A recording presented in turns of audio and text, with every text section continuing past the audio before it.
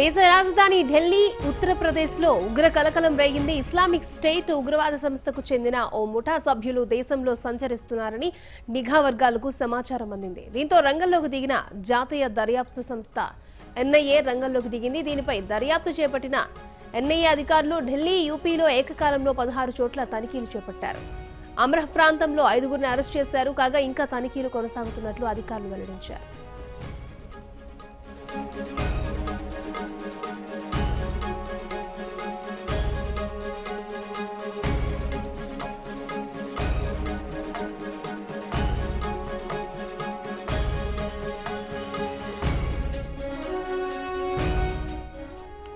దేశ రాజధాని ఢిల్లీ, ఉత్తరప్రదేశ్లో ఉగ్ర కలకలం రేగింది. ఇస్లామిక్ స్టేట్ ఉగ్రవాద సంస్థకు చెందిన ఓ ముఠా సభ్యులు దేశంలో సంచరిస్తున్నారని నిఘా వర్గాలకు సమాచారం అందింది. దీంతో రంగంలోకి దిగిన జాతీయ దర్యాప్తు సంస్థ ఎన్ఐఏ, దీనిపై దర్యాప్తు చేపట్టిన ఎన్ఐఏ అధికారులు ఢిల్లీ, యూపీలో ఏకకాలంలో 16 చోట్ల తనిఖీలు చేపట్టారు. అమ్రహ్ ప్రాంతంలో 5గురిని అరెస్ట్ చేశారు. ఇంకా తనిఖీలు కొనసాగుతున్నట్లు అధికారులు వెల్లడించారు.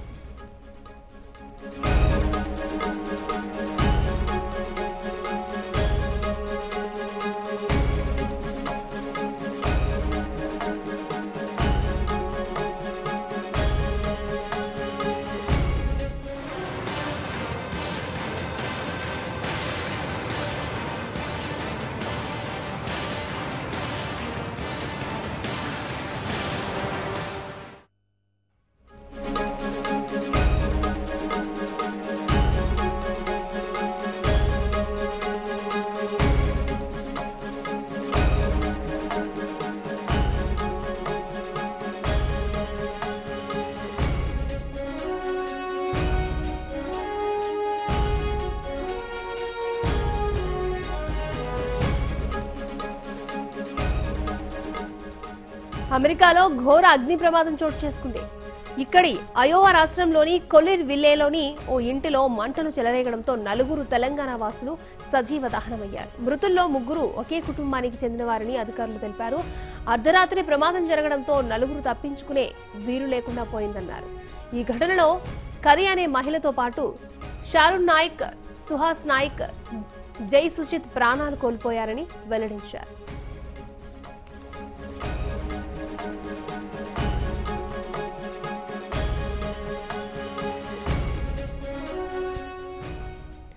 ఈ ప్రమాదం నుండి కరీ భర్త డానియల్, కుమారుడు కోల్ ప్రాణాలతో బయటపడ్డారని పేర్కొన్నారు. స్మోక్ అలారం లేకపోవడంతోనే ఈ ప్రమాదం చోటు చేసుకుందన్నారు. కాగా చనిపోయిన షారున్ నాయక్, సుహాస్ నాయక్, జై సుచిత్ల స్వస్థలం జిల్లాలోని గుర్రపు తండ.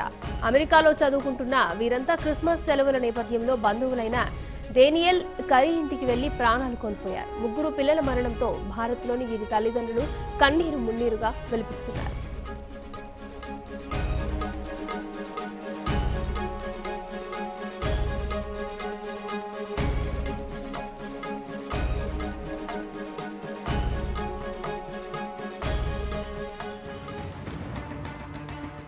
అమెరికాలో ఘోర అగ్ని ప్రమాదం చోటు చేసుకుంది. ఇక్కడ అయోవా రాష్ట్రంలోని కొలిర్ విల్లేలో ఓ ఇంటిలో మంటలు చెలరేగడంతో 4 తెలంగాణ వాసులు సజీవ దహనమయ్యారు. మృతుల్లో 3 ఒకే కుటుంబానికి చెందిన వారని అధికారులు తెలిపారు.